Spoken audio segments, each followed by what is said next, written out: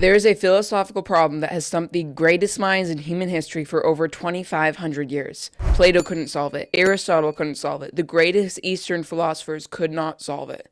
And atheism definitely can't solve it. But a group of uneducated Galilean fishermen claiming divine revelation accidentally described the only solution without even knowing the problem existed. I'm going to show you what this problem is, why every worldview fails to solve it, and why Christianity alone gets it right. This problem that I'm referring to is commonly known as the one and the many problem. So what exactly does this problem that's been haunting philosophers for millennia consist of? So basically the problem goes like this. Look at the world around you. Everything you see is simultaneously one thing and many things at the same time. Take a single dog. It is one individual creature, but it also has many parts. 4 legs, 2 eyes, fur, a tail, a personality, one thing made of many. Now zoom out. There are many different dogs in the world, thousands of breeds, millions of individuals, but they all share one common quality: dogness.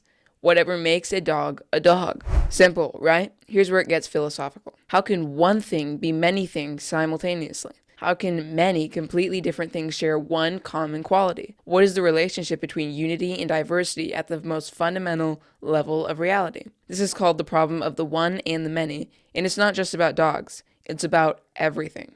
Why is there one universe with one set of laws governing many different things? Why does one logic apply to many different minds in many different places? Why does one moral standard bind many different people? The greatest philosophers in history have wrestled with this and come up empty.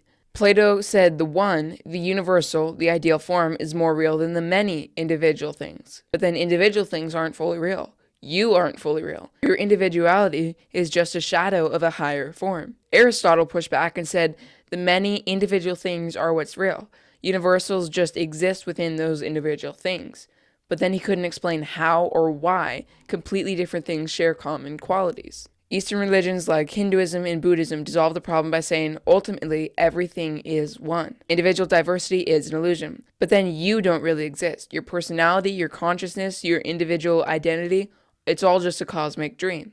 Atheistic materialism says only individual physical things exist, the many. But then it cannot explain universal laws, universal logic, universal morality, the one. It just assumes that they exist without any justification. Every single worldview either collapses into the one at the expense of the many, or collapses into the many at the expense of the one. Nobody could hold both together. Until Christianity. The Christian God is one God, absolute unity. There is only one ultimate reality, one set of laws, one standard of truth and morality. But the Christian God is also 3 co-equal, co-eternal, co-essential persons: Father, Son, and Holy Spirit. Genuine diversity within the unity. God himself is both one and many simultaneously, not as a contradiction, but as the very foundation of his nature. This is called the Trinity, and it is the only solution to the problem of the one and the many that humanity has ever produced. Except humanity didn't produce it. It was a divine revelation. Because God is both one and many, the universe he created reflects that same balance. One set of physical laws governing many diverse individual things, one standard of logic applying to many different minds, one objective morality binding many different people.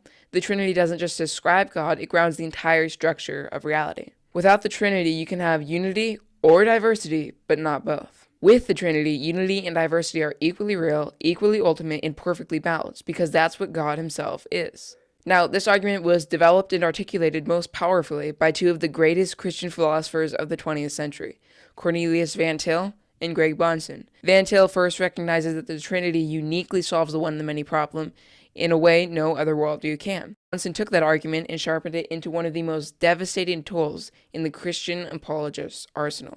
These were both brilliant, highly educated men who spent their entire careers developing this argument.